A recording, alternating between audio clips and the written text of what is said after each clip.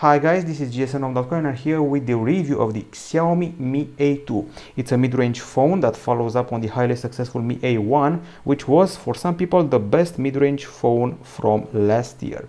Where in 2018, the handset has a new CPU, has a better dual camera and a beautiful blue hue which we have here.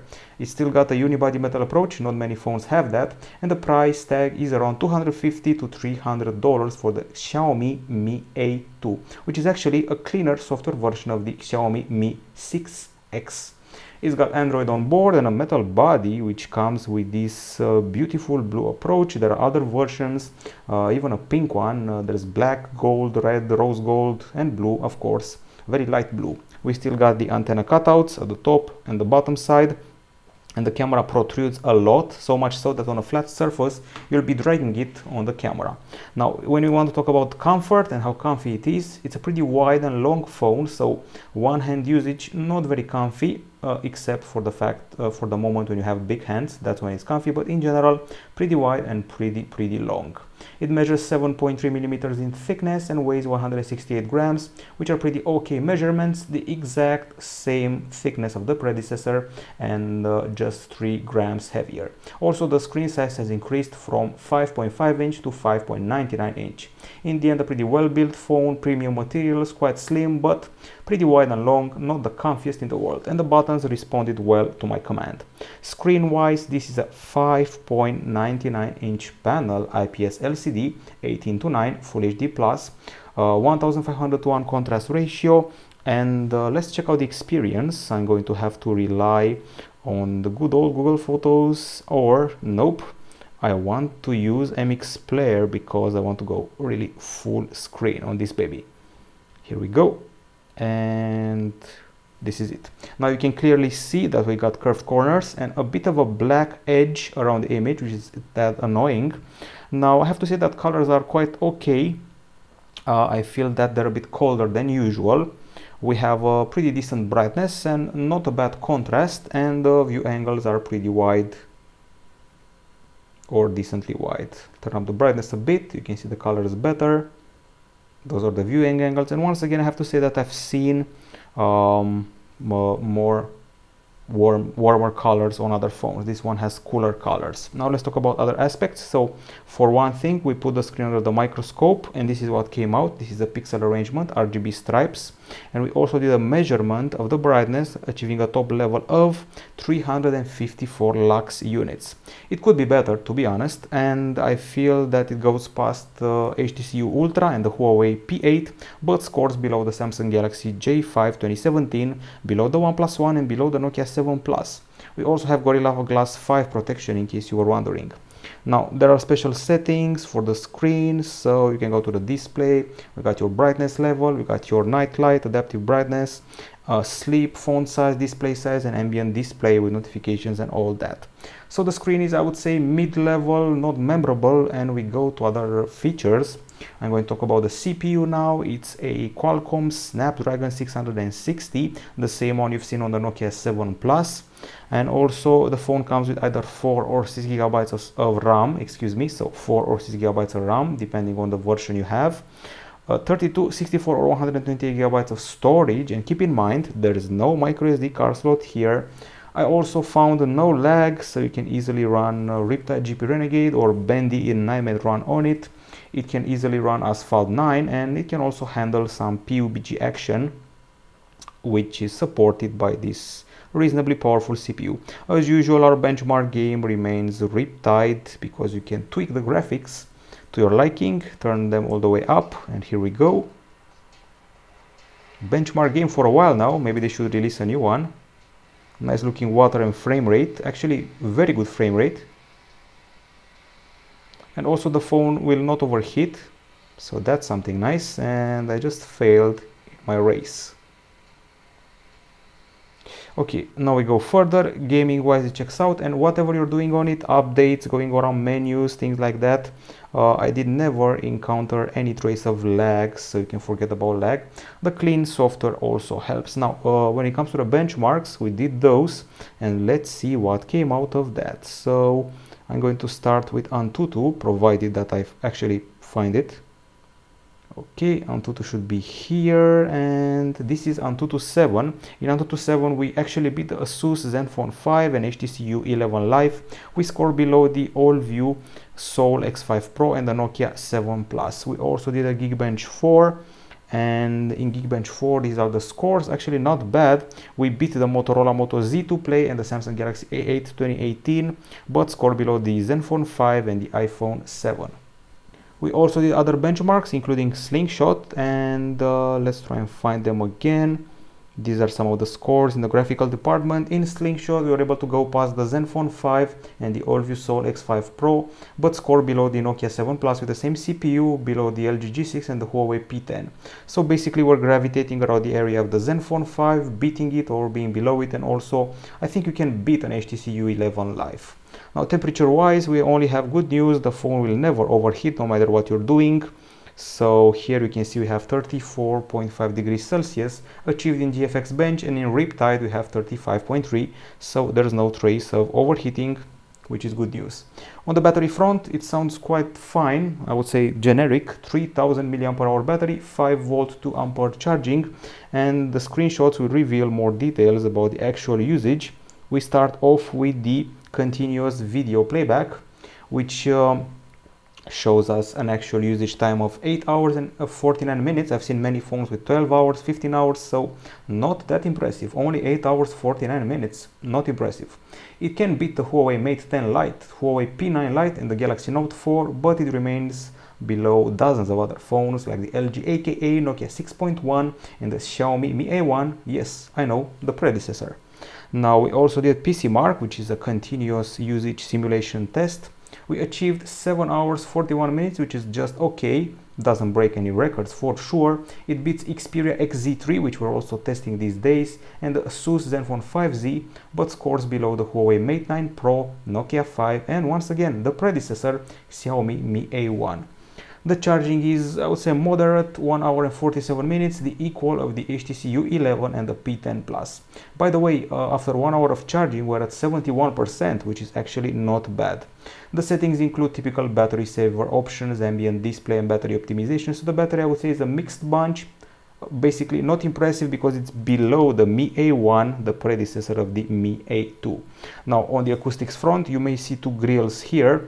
Only the right one is actually the one that emits music. This is for the sake of symmetry, and that's about it.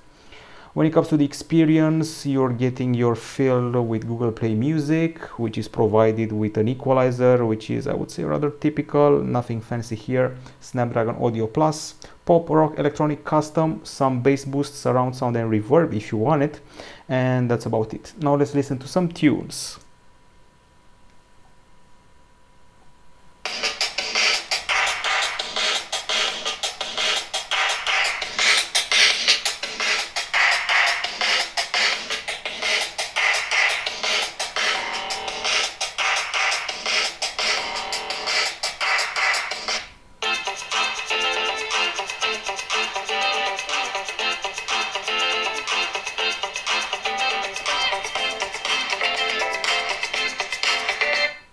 Okay, so conclusion, there's a lot of vibration of the lower back side. The bass is not very impressive.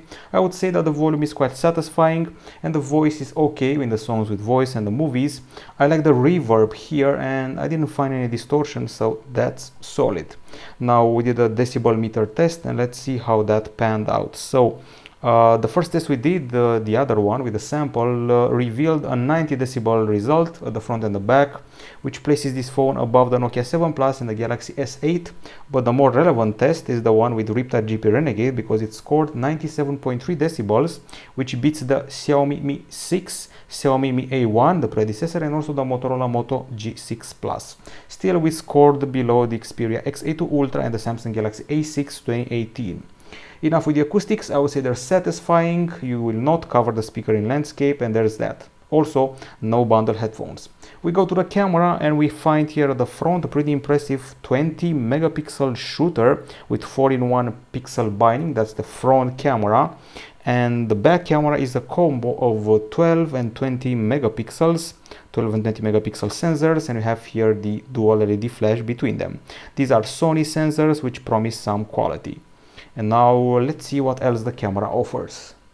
So the camera also has some AI features. It can take bokeh portrait shots with the front and the back shooter. It can do 4K video with the main camera. There's a dual LED flash here, so 4K capture video, of course, with the back cam. And the front camera also has its own LED flash. Don't know if you know that, but let's actually check it out. You don't have to believe me. We've actually seen the camera interface even back in the days of the unboxing, and here you go. Don't know if you can see this. We have a flash, LED flash for the front camera, and also a bunch of beautify options and all that jazz familiar from other phones out there. Now I will have to say that the camera has an okay focus speed, takes pictures pretty fast, and has some elements from the MIUI interface in the camera UI. There's also a manual mode, but let's go straight to the capture that we have at hand. Okay, so last year I found the Mi A1 to be underwhelming because we caught a rainy day. So that rainy day influenced the experience. This time it's a sunny day for the Mi A2, which takes some reasonably good colors when it comes to the first shots of nature. And then we start taking some selfies, and I have to say they're actually not bad. Loving the skin texture, the hair texture, and also the way the clothes are shown, and even the background is kind of okay. So far, bonus points for the pretty solid selfies. I found the HDR to be a bit too white. I know it highlights the contrast between the brighter and the darker areas, but still a bit too white for my taste. In general, the colors were okay in my book. The reds, the greens, the yellows, and actually compared to the Huawei's, this one catches better greens. Now the zoom is, I would say, not very impressive. The grain starts to appear even at the first levels, and while the distance shots aren't very impressive, actually the close-ups are amazing. The close-ups were excellent. You could go in very close and achieve an excellent texture of the objects, seeing even the most fine details. Now I found the sky to be a bit odd. Sometimes it appears to be the same color as the back of the phone, not a real blue, but luckily the HDR fixes that. We have a lot of shots here, some of them even with the sun in front of us, and this is where the HDR makes things a bit darker or brighter. In general, I was happy with the color calibration, with the clarity, and while I was unimpressed with the actual zoom on the device, on the PC, when I zoomed in landscape shots, things looked pretty okay. Now we also took some bokeh shots, and I found the blur to be a bit too potent compared to what I've seen on other phones. And once again, the selfies look pretty well. Make sure you deactivate the beautify option, but the eyes, well, I haven't seen such well-rendered eyes on many handsets. That's why the phone really shines in the selfie department. Now the colors feel a bit cold if you ask me, and I feel that these captures fit somewhere between the Samsung Galaxy A6 2018 and maybe the Huawei P20 Lite. That's where they fit. More shots here. At least the colors are nicely calibrated. If you had to choose between cold colors and burnt overexposed shots, I think many of you would actually choose the colder colors. It's the equal of the Nokia 6.1, it's below the Nokia 7 Plus, and the best attributes are probably the selfies and the close-ups, of which we have plenty. Okay, so these are daytime shots between Galaxy A6 2018 and P20 Lite, and now let's go to the low light shots. We took them during the night, and sadly there's a lot to complain about. We have blue areas, purple hues.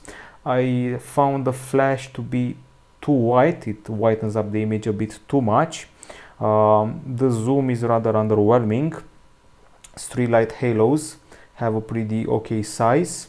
Every once in a while there's a bit of blue and purple which annoyed me, some pink, some orange. Bokeh doesn't work fine at night, which is supposed to be expected.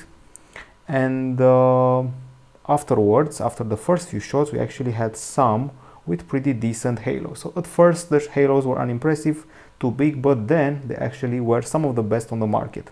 So lighting is okay overall, but the weird hues are a bit annoying. They come and go, so it's not a very constant camera during the night. At least we remain with the lighting, the clarity. I would put this on par with the Sony Xperia XA1, if you remember it. Basically 2017 mid-range in low light conditions, and also similar to the all-view Soul X5, somewhere between the Motorola Moto G6 and the G6 Plus. Now, in order to find videos more easily, because we're done with the pics, let's go to the player here, MX player, and see what we have. No less than 11 videos. So here we are with the video samples. Let's start with some of the most eloquent ones. So we got this one first. One thing I noticed throughout the videos, there is a lot of echo that the microphone recorded. One good thing here is the focus. There was no refocusing and no strange lack of focus at any time, but the sky was pretty weird, pretty overexposed and slightly burned. The colors were okay in general, and the exposure change was pretty subtle. So the microphone is the biggest minus so far. Now, there were large parts of the image that were pretty burnt, I would say. Burnt and slightly overexposed by the strong sun, but once again the clarity is pretty much okay for a mid-range phone. Zoom is okay up to 2.5x, let's say. Other than that, it gets a bit grainy. Details are rather so-so in the distance. If you're really looking at the leaves in the trees, you'll see that you could actually do better. The colors are a mixed bag. Some of them are okay, but some of them are actually burned by the sun. This is one of those clips where you're dealing with some problematic exposure and the phone manages to handle it, I would say, reasonable. So here there's a lot of light and I'm coming from a lot of shade, and the camera tries to balance it out as good as it can. And it actually does pretty well in this instance. So these were filmed in Full HD, MP4, 30 frames per second and 20 mega per second. And let's see another clip. Well, this one here, from what I remember, is the 4K one, which means improved clarity and quality. It also feels a bit shakier than the other ones. Nice colors though, and not bad dynamic range. I've seen mid-range Nokias with worse dynamic range in the background.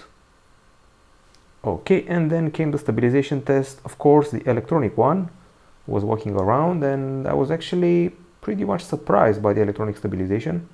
Frankly speaking, not bad. Yes, I know there's a lot of burn on account of the strong sun. The sky totally does not look like that color-wise, but the stabilization is, I would say, on par with the iPhone 6 and iPhone 6s with their pretty good electronic stabilization. And we even tested the video capture of the front camera, which is not half bad. Let's change the way the image is shown. So pretty nice skin texture, hair color. I know the background is seriously burned and not very clear, but the face remains quite decent, and stabilization electronic one is also pretty decent. This is daytime capture. I'm going to put this on par with the Nokia 6.1, Galaxy A6 2018, and maybe some of the aspects of the Huawei P20 Lite. It's certainly no Sony Xperia XA2, that's for sure. So this was daytime capture. Low light is a disaster, basically. Not very impressive. So we got a lot of purple here at the corners and the edges of the image, big street light halos, big car light halos, lots of echo from the microphone, a slight refocus here, detail loss when zooming in, flicker, a wrist, no motion blur, and sadly a lot of grain. But once again, no motion blur for moving subjects. And speaking of moving, when you are walking around and filming at night, there's a lot of flicker, a lot of blown up halos, a lot of yellow. The clarity and colors, I would say, are okay here. And I would put this on par with the level of a Huawei Lite series phone, maybe a Galaxy J phone, but not more than that. Okay, so we're done with the camera. Let's talk web browser. We're using Chrome here, and let's load up gsmdome.com. Here we go, gsmdome.com. Not the fastest in the world, with pretty modest benchmark results, and the keyboard is this one here, the stock one with swipe included. On the connectivity front, we got a dual SIM setup with only one card at a time offering 4G. There's 4G LTE, there's an USB Type-C port at the bottom, there's no audio jack, but there's an infrared emitter at the top side. We got Wi-Fi, AB, GNAC, Bluetooth 5.0, there's Wi-Fi Direct, there's Wi-Fi display, GPS, GLONASS, Beidou. And the infrared emitter can help you control a variety of stuff. So go here to Mi Remote, you can set as remote, and add TV sets, ACs, fans, smart box, DVD player, projectors, and what have you. All of them controlled via infrared. The calls were loud and clear, and one of the main drawbacks here is the Wi-Fi actually. There were instances when the Wi-Fi dropped signal, and also the downloads were kind of slow. It doesn't seem to play nicely with the 5 GHz band, that's what I found, and the speeds are also modest. So Wi-Fi, the top speed was 46.1 in download, and top upload was 25.4, and I've seen much better. And on LTE it's actually quite decent, 85.3 in download and 58.5 in upload. So I would say that Wi-Fi could be better. Okay, so we got onto this part, the software part. We're running on a clean and stock Android 8.1 Oreo. To the leftmost side, there's the Google feed displaying useful stuff. We got the multitasking with the carousel, and we can also use the split screen used to features at the same time, like the remote and the browser.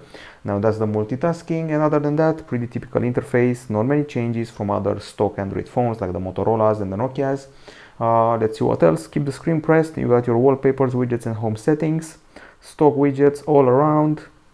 Home settings like these. We got notification dots, of course, appearing right here. And if you swipe down, there's a drop down section with quick settings here and notifications here. Okay, let's see what else. I can actually go to the settings and see what's special. We got on-body detection, fingerprint scanner, and basically all the stock options, connectivity, apps, battery, sound, storage, security, and location. Now, the fingerprint scanner at the back is pretty snappy, also accurate, and once you touch it once, it's enough to unlock the phone instantly with no fuss and no problem. Well, other than that, it's time to check out the pre-installed apps. It's a pretty straightforward package. There's 25 of them. There's no bloatware. We got Drive. You got, well, there's actually a bit of bloatware. You have 2 file managers, which seems a bit overkill. Anyways, Gmail, Google, Mi Remote, Mi Drop, which is a new way of sharing files with sending and receiving. Photos, the Play Suite, settings, YouTube. So overall, no trace of bloatware. This has been the software section. Now we're off for the verdict of the handset. We're dealing with a pretty clean phone with Android Audio, and on the Pro side, it's a sexy device, particularly because of this blue hue and the build. It's got good performance in average everyday use and also during gaming, so I can say you can run anything on it, PUBG and even Fortnite if it becomes available on it. The battery is just okay. Acoustics are quite good, I would say, and for the camera we have solid close-ups, solid selfies, nice bokeh, okay colors when they're not burned, good electronic stabilization, and the 4K video is kind of nice. Stock and clean Android Oreo is always, as always, a big plus. Those were the pros. On the cons, well, one-hand usage, not very easy if you don't have big hands, because it's a wide phone and a long phone. The screen could and should be better brightness-wise and color-wise. The bass of the speaker wasn't very impressive. The low light capture is poor in both daytime and the low light capture is poor in both video and photo. The microphone catches quite a bit of echo when you're filming, and there was that Wi-Fi problem with the 5 GHz thingy. So that's about it. Like the Xiaomi Mi A1 before it, this one made some compromises in order to reach its appealing price tag. It made camera compromises and also, I would say, some battery, screen and connectivity compromises. But there is no absolute failure here.